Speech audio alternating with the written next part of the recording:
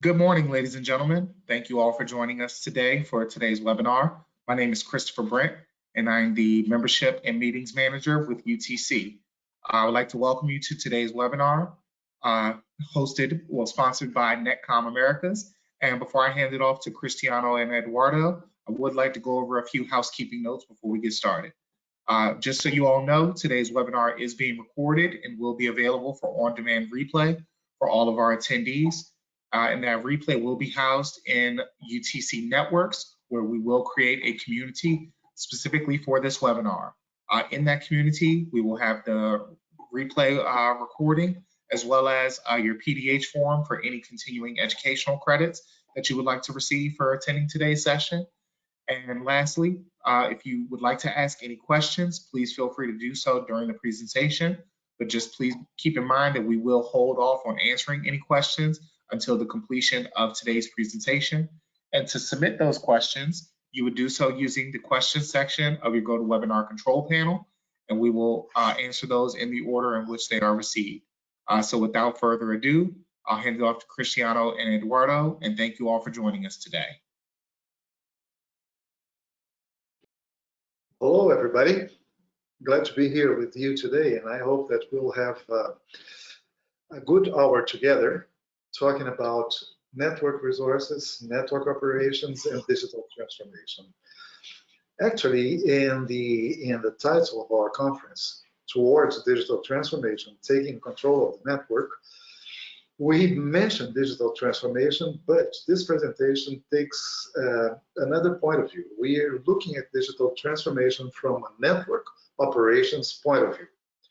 Digital transformation does not happen without the participation of the network. The networks must be in place, must be reliable, secure, and flexible, always available in order that digital transformation happens. Okay, so we are not dealing with digital transformation from the ITC point of view or from the business point of view. We're talking about what we must do to properly operate the network in this environment. My name is Cristiano Ferraz. I am the Chief Technology Officer of Netcom Americas. And Netcom, just a few words about the company, is an engineering and consulting company. We do master plans for telecommunications for companies in the telco business and for utilities as well. We do telecom projects. Actually, in the past 25 years, we have done hundreds of telecom projects, and we do our share of technical training as well. Besides doing engineering and consulting master plans and projects, we also do systems integration to help operate the telecom networks belonging to utilities and telcos. We have our own platform, which is called Netcom Platform, our own division that writes code called NetCode, and we have a complex but simple Connect Master inventory system. With this system, we can control the network from the physical layer to the logical layers, to the higher logical layers. So we do some software development, especially for integration of proprietary OSSs into BSSs and with each other and with a platform containing this knowledge of the network. Besides those activities, we also do some owners engineering, which is accompanying projects and making sure that everything runs according to schedule and as expected. We do project management. In project management, we do installation and commissioning ourselves, and if necessary, we also do turnkey projects for telecommunication networks for utilities and telcos. Okay, talking a little bit about digital transformation, let's go quickly over this timeline. And up until 2005, approximately, there was no talk of digital transformation, but information technology was already growing at a very fast and steady pace. As to operations themselves, telecom and information technology were under different teams in different departments. This was because telecom was focused on providing telecom resources to both for both voice communications, other types of communications, operational communications, but also to information technology interconnection, right?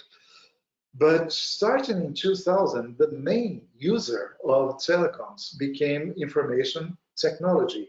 So it was decided in many companies that the two groups should merge, telecoms groups and information technology groups. Since information technology was becoming the main customer, it was only logical that telecom should talk more closely to information technology. This is because formerly, until this time, IT was in charge also of local area networks and routers and networking equipment for long distance interconnection. What it took from telecom up to then was only the means of communication. However, operating routers, operating switches, local area networks was all under IT. What began with the new millennium is that communications became more integrated with information technology, and it was necessary to merge the operations under one division of the company of the enterprise. This only grew more intense over the next few years. Approximately from 2002 to more 2005, the concept of clouds in computing and data centers came into play. This means that computer or processing resources which had been in silos where computers were put together to run the company's software started to be placed into data centers for economy, for ease of operation, and to share infrastructure resources such as power structures, such as climatization. Everything came together, and also because having data centers made it possible to use virtual machines, and virtual machines were easy to update, to make grow, to accompany the growth in information technology. So cloud computing became a reality in the first decade of this millennium. And because everything migrated to the cloud over the following years, there was a very strong need for better communications. Communications had to provide more bandwidth, traffic engineering, that means that delays should be kept at a minimum, availability should be 4 nines or something close to that, and the resources had to be operated and provisioned very quickly.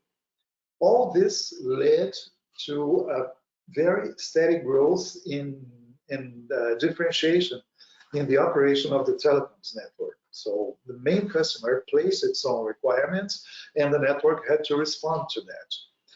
But migrating to the cloud occurred primarily in the beginning with private clouds, with the appearance of private clouds. That is, large companies started to having their own data centers, putting their processing resources, their applications, their softwares, everything in those data centers in the cloud, somewhere in the private cloud. But later, other companies start offering this infrastructure at an even lower cost and more efficiency. So it's natural also that those private clouds evolved to public clouds. This also places a little bit more stress on network interconnection because we started connecting outside the company's own network and network resources and started using public resources to access the data centers. Okay. Because this was happening also soon, there was a need to monitor outside to monitor and diagnose failures outside the company itself. And this is when the concept of NPMD appeared, Network Performance monitoring, and diagnostics.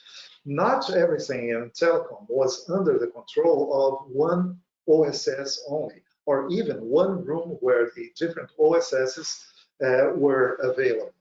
This concept, NPND, started then as a concept and then became more and more of a reality as time went by. Mostly, WAN control and telecommunications control were operated from separate OSSs, operation support systems, and they did not talk to each other.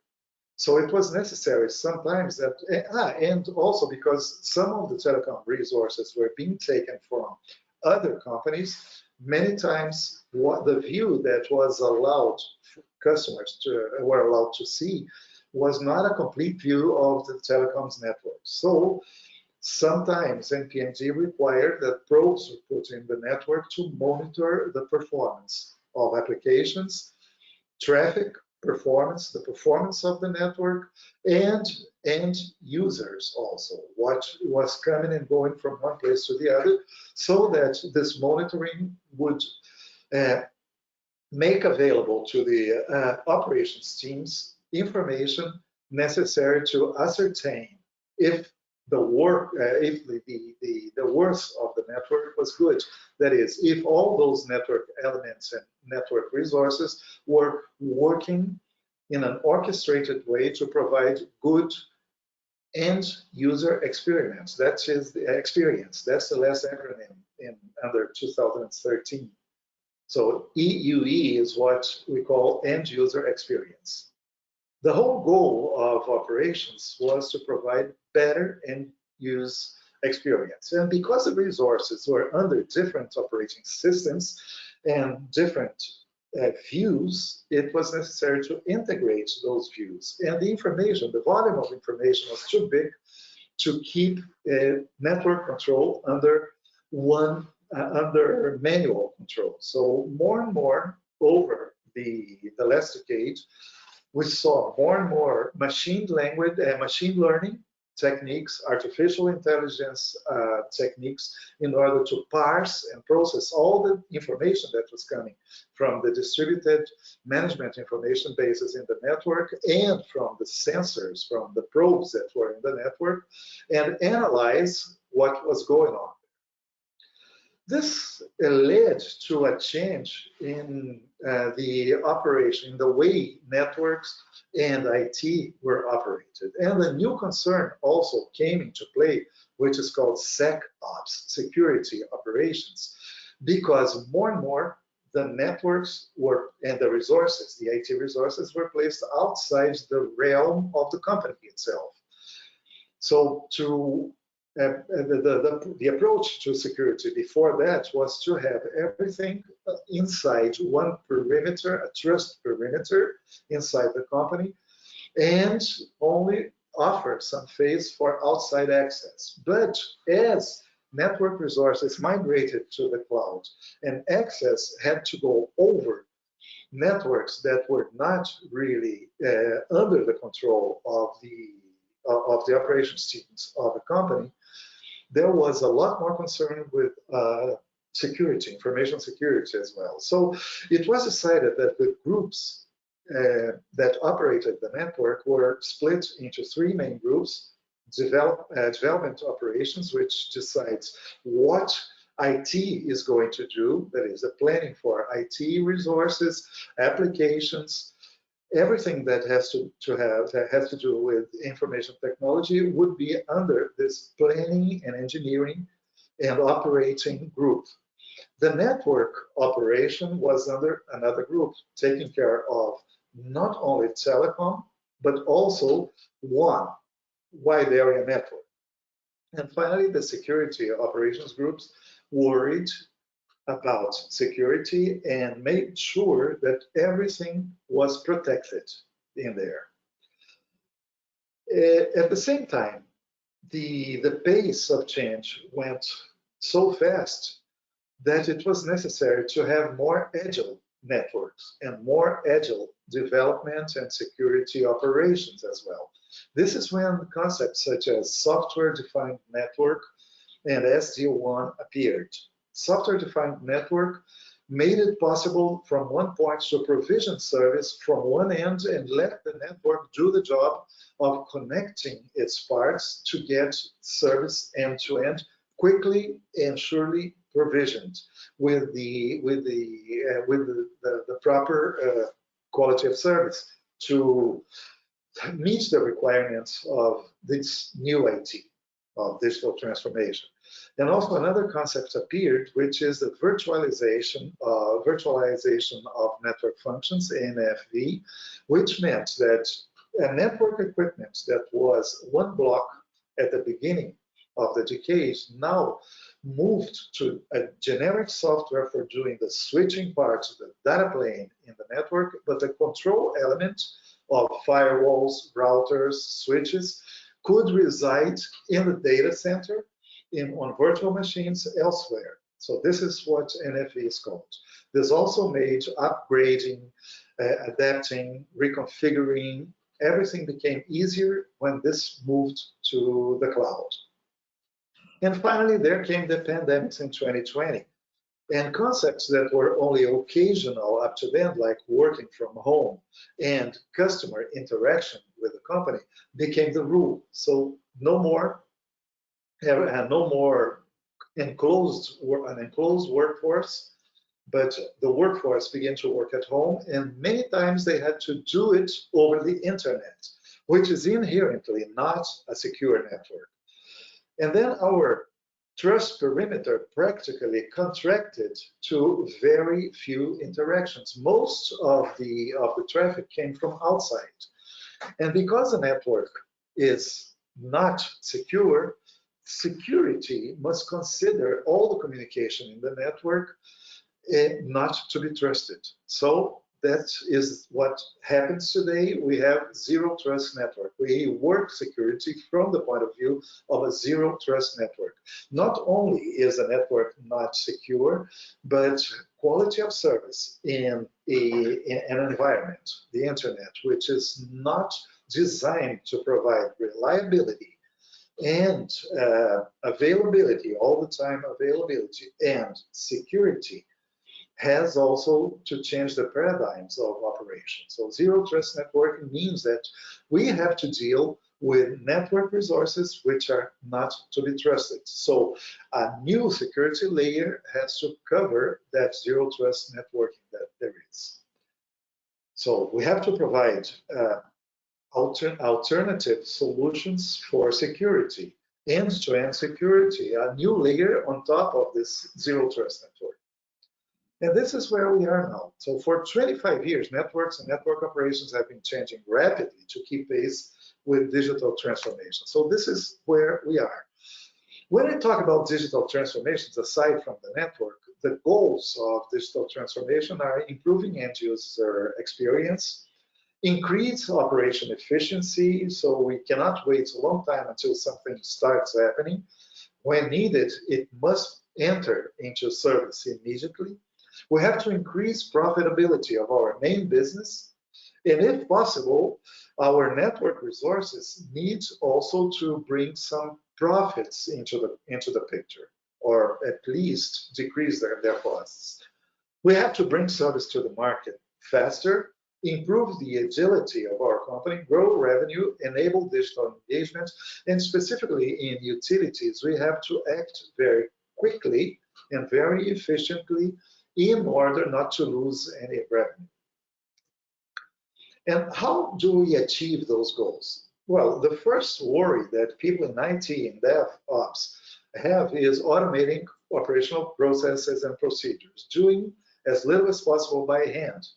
Keeping in mind that in utilities, telecommunication networks are mission critical, because not only the business and administrative processes run on those networks, but also operation runs on those networks. So the networks need to attend to the needs of operation and corporate communications. So to do that, we have to update and automate the operational processes and procedures, upgrade legacy IT systems that had been unchanged over the last 20 years are changing very quickly now. We have to have end user engagement. End user, by end user, we mean not only the public, but also the workforce that is many times outside the company. And finally, we have to modernize the operation itself. The operation support systems and business support systems are changing also at a very rapid pace, and they need to be integrated. That is, if we sell or require a new connection, then the BSS must inform the OSS, the operation support system, and this must be available as soon as possible and with the correct quality of service. In this webinar, we're not going to focus on digital transformation goals, but networks and network operations, because it is such an important part of this picture. As we mentioned before, the three main operation groups that are working in unison are development operations, network operations, and security operations. And in the last few years, there have other concepts been appearing. If we have some time, some more time, and at another time, we can talk about those other groups. DevSec, which is a joint group of development of new solutions and security embedded in those solutions. Systems operations, data operations, artificial intelligence operations, those are new groups that are coming up. But we'll focus, as we said, on network operations, whose jobs are creating an agile and programmable network. So we do not program by hand, we do not install by hand anymore. So there is a platform that must very rapidly and in a programmable way allocate network resources for the necessary communications within this picture. And we need to use integrated and programmable methods for fast, reliable, and secure service delivery with the right quality of service, which means low delays, which means availability, 4 nines availability, and which means no interruption. So always diversity of means, a diversity of connections so that the service will go on even if something fails underneath. And the other thing is viewing and controlling all network layers and connections, which includes the physical layer. When we talk about SDN, SD1, we usually are talking about the logical connections on top of the network, but we do not often include in the picture the physical layer. By physical layer, we mean ducts, we mean fiber optic cables, we mean fiber, optical fiber, we mean also wireless communications, point-to-point or point-to-multipoint communications over radio waves. So all that must be included in the picture as well, because we need to see how one network layer is connected and affects all other layers, security and quality of service and user experience. The thing is, OSSs must share one consolidated network information base. So it is necessary that the network information base covers every layer in the network and is aware of what's happening at the physical level and what services cross any given point in the network. When, for example, there is a fiber break or a radio link fails, what services, what locations, what end users are going to be affected? And if there is a complaint from a user, we have to know which connections from the logical connections, from the SONET connections, from the carrier Ethernet connection, and PLS VPNs, down to the optical fibers that transport the information. Okay, we have to know all that in the operations. So there are new concerns about networks, which are the scope and reach of applications, new demands on traffic, new demands on resilience. Resilience means that if one means of communication fails, then another one must be available to restore communication in a few milliseconds. And this is done through path and resource diversity. We're not going to talk about that right now, but even if we have connections over the internet, they must be over diverse internet connections, so that if one connection fails, the other one takes over. Cybersecurity must be built in. For example, again, talking over the internet, cybersecurity may extend a layer over the internet connections and send part of the information on one connection, another part on another connection, another part on a third connection, and then the whole information must be assembled at the other side. And if you lose one of those connections, the other two will support the communication. And if somebody eavesdrop one of those connections, you will not be able to assemble the information that was sent over those diverse paths. So this is what we're talking about here. And we have to include that in our picture of the network. And then service availability and fast recovery from failures, especially for mission critical applications like operations, system operations. We need fast recoveries in the milliseconds range. Quick service provisioning, because the network is changing so quickly, provisioning must be fast. Nobody's waiting 2 months for an engineering project to be made in order that a new location is connected. And the configuration, more bandwidth for a sudden growth in need. This should also be quick. And finally, fault location, diagnostics, and anomalous behavior analysis. Anomalous behavior serves two purposes. One of the purposes is detecting any anomaly in traffic or end user behavior so that a potential threat is identified, but also trends in traffic, trends in user behavior should also be used, should also be known and analyzed so that a prognosis of what's happening helps our operation to do a future-proof configuration. Know what's happening now and prepare for the future. Visibility and management of third-party services and resources over which we have no control, and use of zero-trust networks. This means that ITC operations needs to evolve together with those needs.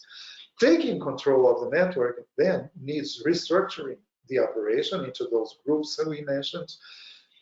It also means having to include the physical layer into the managed network environment. This is part of that taking control of the network, and adding a new security layer everywhere and assuming a zero trust network environment and taking control of a diverse network. Different players, different network technologies, different operation support systems, and different providers, network service providers also, different cloud service providers. All that means that we are working in a very diverse network. In utilities especially, because we have to plan our network for the worst case, there is usually some capacity that can be shared with other businesses, especially now when we see the Internet of Things coming up and 5G communications coming up. Many of the points of presence that we have in our network become of great value to the outside community. And resource sharing is a business that has already started in many of the utilities we are working with. And we are helping our clients to facilitate resource sharing and control that business as well. And we need to automate operational process, focusing on ease of configuration, of use, resilience, security, all that we have mentioned before. And the main hurdles are the integration of different OSSs and including the visibility of the physical layer. So the goals of the network operation groups becomes a very fast and reliable service configuration, greater awareness of network resource usage and traffic, especially the physical layer is usually only viewable in, for example, spreadsheets. If we have automation in seeing the usage of our network resources, we can quickly provide network physical resources for new communication. Okay? Network management over diverse network environments, I've mentioned that yet. And finally, consolidating and integrating the information that comes from the different OSSs and from the network inventory into an integrated, a consolidated, detailed view of the network. The challenges are that SDN and SD-WAN rely on a programmable networks resources, not only on logical layers, but also on lower layers. And this view now includes only logical connections. The physical layer must be part of the picture. Otherwise, we say we need more bandwidth from this place to this place, and we have to check if a physical connection is available between those places. And OSSs are often not integrated. They are operated separately on several screens, and they do not share information with each other. So the main challenge, and that is one of our main focuses as a company, is OSS integration from physical to logical connections and provide a common visibility of all the different network layers. And this correlated vision also allows us in operation to ascertain end user experience. So we are not relying on what the user is saying, but from the information that we obtain about the connections and their degree of usage, we can ascertain what the end user is experiencing now. And thus, we can manage the network according to this abstract end user development. Our role as a company, Netcom America's role as a company, is what I told you when we were reviewing the first slide. And we've done that for 25 years. We have provided telecommunications engineering, integration solutions for OSSs and consulting to utilities all over the Americas and telecom operators as well. And one of the advantages of being an engineering company is that we are vendor and technology neutral. So when our customers contact us, we can offer a very neutral point of view as regards the technologies that better serve the client's purpose and which vendors provides that technology. So we are able to write not only the planning, but also technical specifications and even basic projects of what works well with something else, and how this all contributes for a very economic and perfectly fit solution to the customer's needs. Okay, and for that we have, as we said before, one division which is called NetCode that writes codes and programs interfaces between operation systems and network platform, where the whole information that comes about the network resides. Okay, we do software development for systems integration, and the Connect Master is our platform that we use as a primary information base for integrating the information of all physical and passive network resources and connections with higher network layers. I've tried to make this as short as possible. It's a lot of information for such a short time. I hope I have not made you too tired with all that. But let's proceed to the practical part, the study case, to show how this vision that we have works in practice. So please stay with our Chief Operations Officer, Ed Landgraf, and he'll show you the complete information and how it appears into a common operational information base, and thus he'll show you how to take control of the network. Thank you. If you have any questions, at the end, we'll leave a quarter of an hour to address your questions, and we'll be available at any time. There is our contact information for you consulting any of our experts here. Thank you very much. Landgraf, it's you. All right, thank you, Cristiano. It's always great to learn from you. I'm Eduardo Landgraf. I'm the COO of our BSS business unit in Netcom. I'm not going to talk about my background because I think you have it in the invitation from the UTC. I just want to say thank you to the UTC organization for having us today, and all the audience for participating in this webinar. Just want to confirm, Cristiano, can you see my screen with the Connect Master? Yes, I can see it. Very good, thank you. All right, so Connect Master, it's our inventory management solution. It actually enables companies to take advantage of the digital transformation, and it's the software that enables you to consolidate all the different network layers into a single solution. So the Connect Master has like just 3 main panels. This is the Network Explorer panel. Then we have the Fast Access panel and the Navigation panel, where we can see our GIS integrated tool. So right now we can configure the Explorer according to the customer needs. So right here I have state of New York City. Then I can go down to the different location types. And when I get to my data center, I can navigate through the floors and check all internal conduits and shafts until I get to my telecom room. And when we get to a telecommunications room, we have all the physical components in that specific room, followed by the logical circuit, so we can have the logical layers integrated in Connect Master, plus the electrical network, so we can also have a view of how the power consumption is within that specific data center.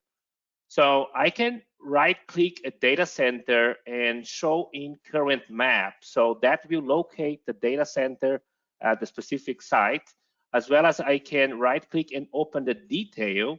The detail will give me lots of information, which will be distributed over multiple tabs.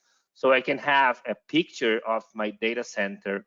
I can check the power balance and power consumption, on how much I have in supply, consumers, and the balance here, and a complete view of my electrical network within that specific data center. Once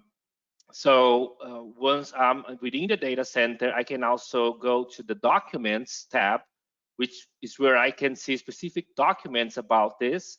So for example, I can open my floor plan of the data center, and this gives me a complete view of how the racks are organized and like the physical visibility of the data center. So by selecting a specific rack, like the DWDM rack here, I can also locate the rack in my data center plan just by selecting the show in current drawing. So I have showing current map as well as showing current drawing, and that will locate the component or the rack within the data center. I can also navigate from the floor plan. If I double click on a specific rack, I can have a summary of information, and I can run, let's say, an impact analysis of what happens if I lose power for the rack, what circuits will be affected, and Connect Master will immediately tell you that for all the different network layers. Okay, as I drill down to a specific rack, I can right-click and open, let's say, I can go up to the ports here and see what specific services I have in a switch. I can open the switch detail, and I can control the physical configuration. I can see the picture. I can see what physical SFPs I have inserted in that specific device. And this is the physical configuration of your device. But I can also manage the logical configuration, which is why we have the second tab, Max Usage. And I can see the services that I have on this specific switch, as well as who is my customer and what specific component we are connected in that specific customer. So from here, this is the service. I'm already on the layer 3, my layer 2 Ethernet and layer 3 IP. I can right-click the service itself and see what infrastructure elements are associated with that specific circuit. So I see the circuit coming all the way from the data center towards my customer side. So this is how Connect Master combines the physical network information with the logical layers. Okay. So we can also, for a specific rack, we can select the rack, right-click, and connect master interfaces with Microsoft Visio to produce network schematics.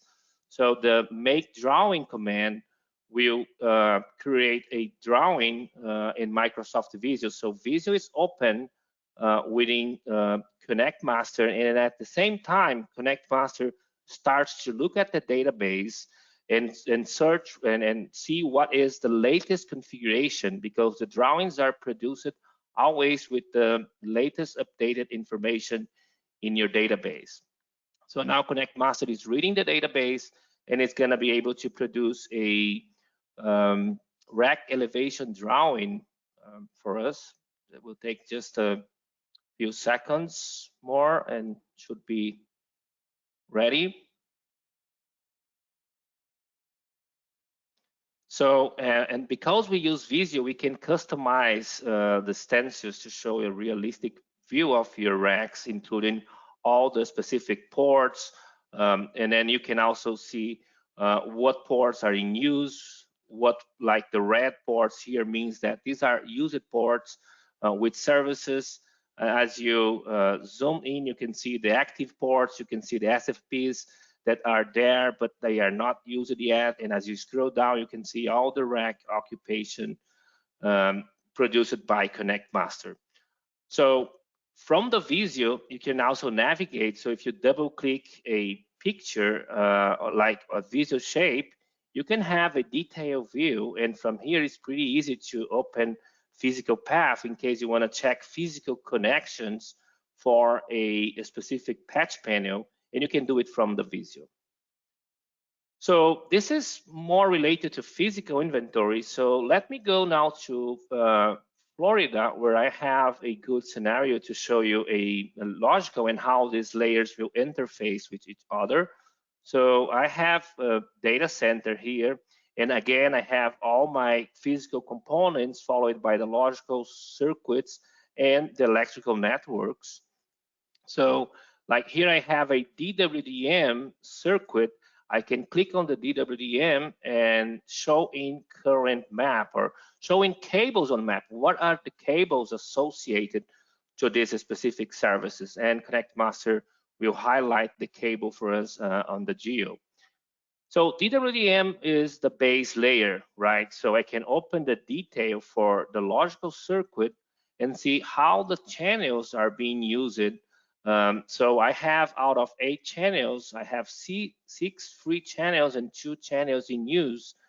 And then this is actually a DWDM carrying an OTN circuit. And as I open the OTN section in the Explorer, I can also see the OTN layers, and I can see all the way from the ODU4 to ODU2, ODU1, ODU0s, and all these different capacitors are managed by Connect Master.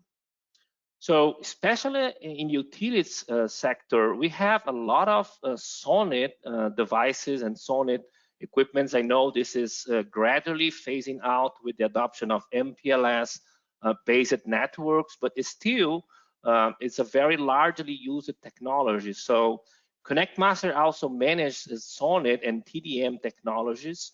I can open the OC3 circuit detail, and I can see here in the routing editor what is the actually multiplexer locations and cards that provide the circuit. I can go to logical assignment, and I can drill down to the DS1 level, where I can see how am I using the DS1 channels within a SONET section. I can also analyze the statistics, so that can be visualized in a statistical dashboard, which tells me all about the occupation of my, in this case, an OC3 155 megabits, if I'm not wrong. So and then you can see here how many DS1s you have and DS0s, and all the different upper levels between OC3 and the DS1. And this is the intelligence that Connect Master brings by intelligently managing these different types of networks. So I'm going to show you a TDM circuit, and ConnectMaster will produce you the fiber plan diagram, the physical diagram for a physical connection, but it also does the same for the logical layers. So when I have a DS1, the DS1 is carried over a SONET layer, and the SONET may be carried by a DWDM layer, which is then associated to a fiber. So this is what we can see in this combined view of ConnectMaster. I can see here the main path for my DS1 protection path. So I see all the cards, all the stations, the multiplexers involved, and I can go to the routing view tab, and from here I can draw a routing network diagram to see all the physical infrastructure. But just before that, here is where I can see what physical elements are associated with the logical circuit, and that can be represented in a routing network diagram as well. So this is like my OC3 circuit, and I can organize the specific drawing to show that's the protection path, that's the main path, and these are my three multiplexers, and I can also see the ports, the cards that are establishing this DS1 circuit.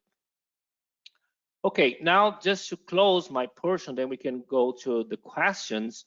I just want to show you that we also managed all the different technologies. We also manage the VPN, different services in MPLS, such as VOL, VPLS, and VPRN.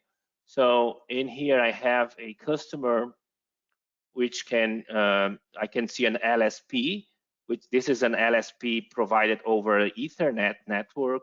And I can do the same. So the LSP will be transported over multiple Ethernet circuits, and I can draw the routing network, and this will show me all the lower layer that are providing this MPLS specific service, this LSP. So just to finish, I want to do a fault simulation here before we go to the question, so that you can see how this physical layer is all interconnected with the upper layers and the upper layer protocols. So when I right-click a cable, I can open the quick view, and in here I can run impact analysis. But just let me show you first here the OTDR function, which is also very important. So we can do this from, so this is my cable. I can see connections within the cable, right?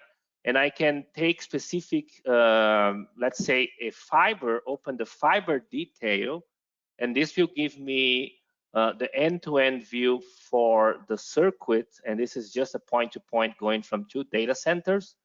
But I can run a OTDR. So the total length is like 4,000 feet. I can say what happens if there is a failure at 2,456, and ConnectMaster should identify that on the map and showing me that there is a fiber break here, and I can immediately create the OTDR report for maintenance services. And this brings me the coordinates, the fiber involved, the closest reference point, and how we should do. And we can from here send an email to our technicians. And lastly, we run the impact and analyzer to see what is affected. So what services have I lost due to that fiber break? And when I analyze, ConnectMaster brings me all the different circuits that are involved, including all the network layers and protocols. So I can see here that cable break, it's affecting the DWDM layer, is affecting my SONET TDM layer, as well as my OTN layer and my VPLS services, VPN services as well.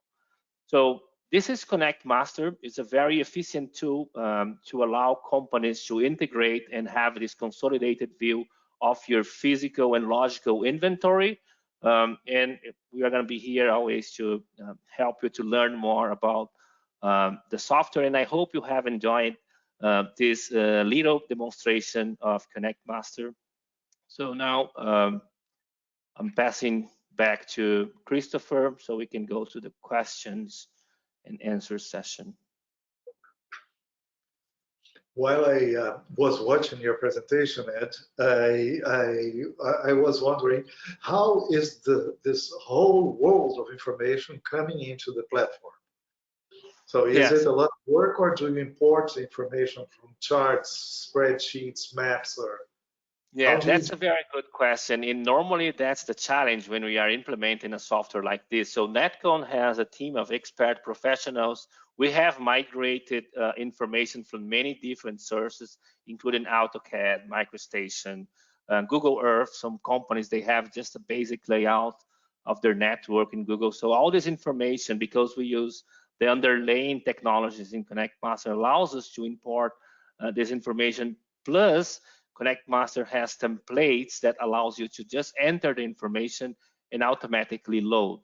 And this is when we are talking about the physical inventory. But when we talk about the logical, ConnectMaster also has a module called DSE, which is Data Synchronization Engine. So the DSE connects to the NMS and gets all the information for the physical configuration, your chassis, your cards, your ports, and what logical circuits we have on that. And this is automatically synchronized into the database. So, and we will help you to achieve having your consolidated inventory in place. So if a utility is selling services or network resources, they can do a quick consult to the database, and from this database, they can say, well, we can provide the service tomorrow. And then you issue, over the system, you issue a work order, and this is done, and the next day, your customer will have the service up and going. Certainly, there is much more in ConnectMaster.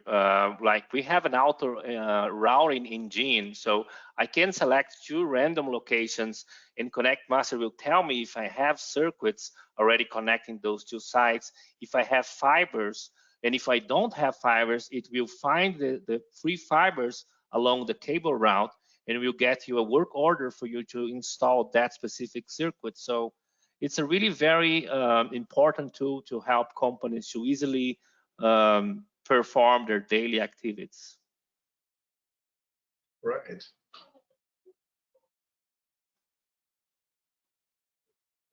So, okay, is there questions or?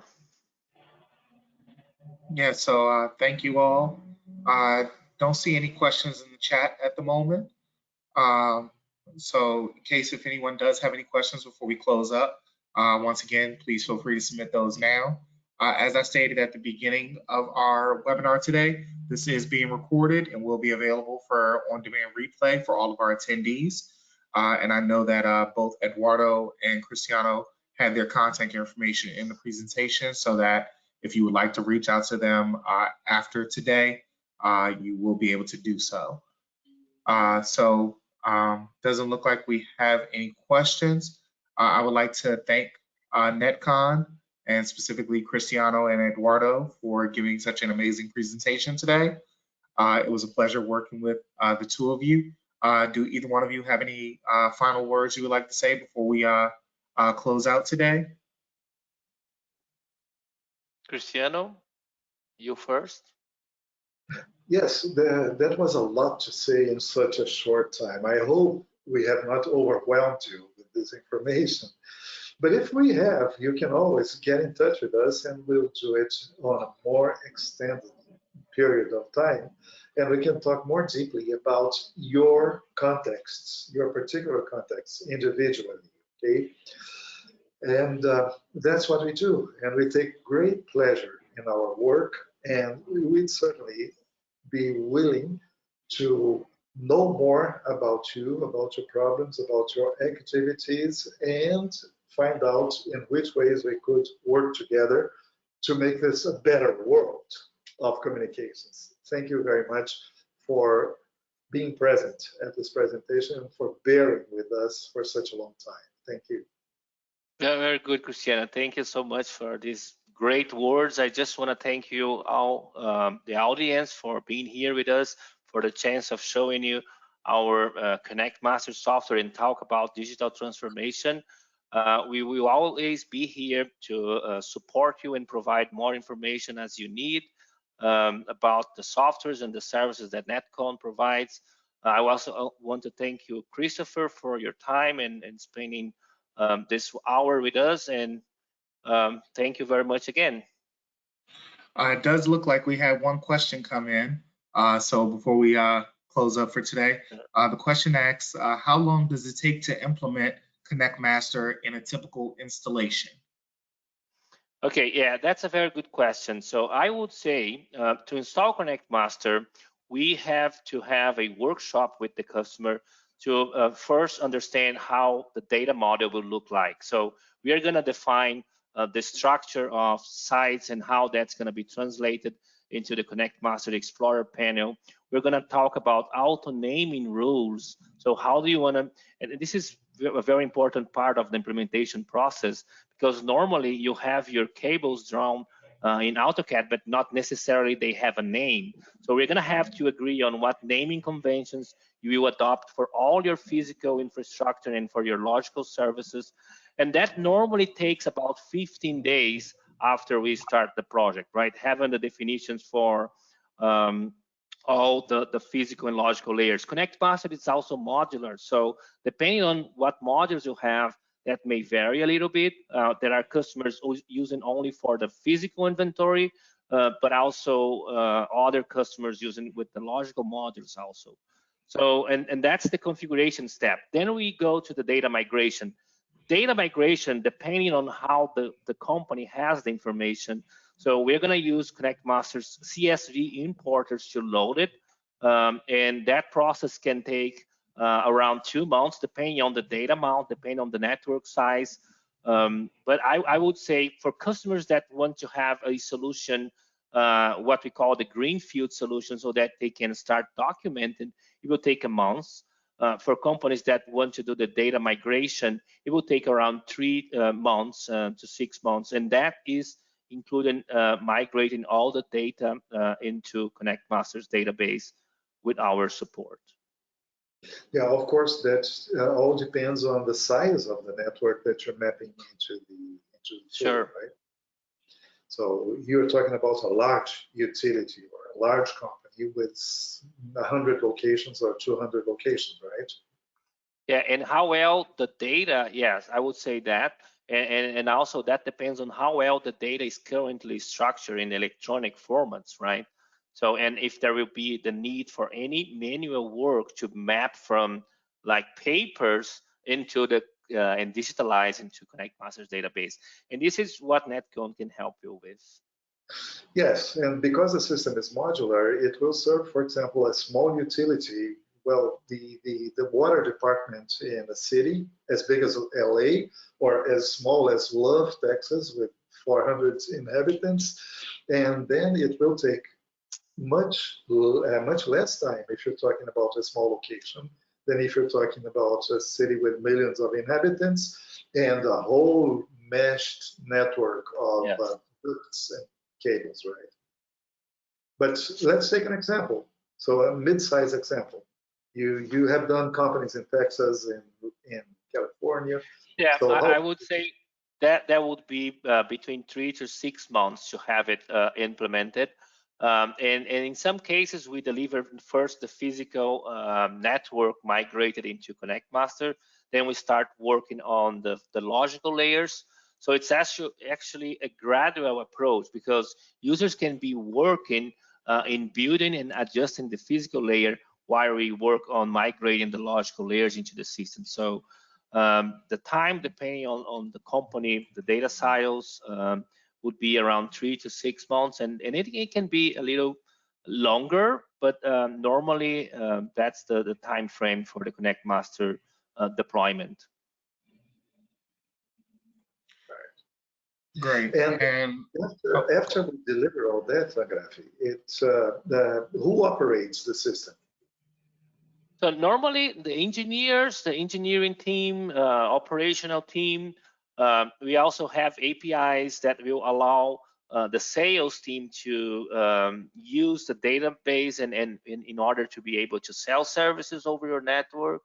So it's actually the source of truth that will provide information for CRMs to be used by sales teams, for network OSS systems to operate and locate failures and affected services. So it's used across multiple areas within a company, but mostly used by the engineering and in operational teams. Thank you guys so much. And we are at 12 o'clock local time here in DC. So we'll go ahead and close up for today. So thank you once again, Eduardo and Cristiano. This is a great presentation. Thank you to NetCon for sponsoring today's webinar. And we hope that everyone enjoyed today's presentation, and we will see you all again in a future webinar here at UTC. So with that being said, thank you all and have a great rest of your afternoon. Thank you all. You. You especially. Thank you guys. Thank you. Bye-bye.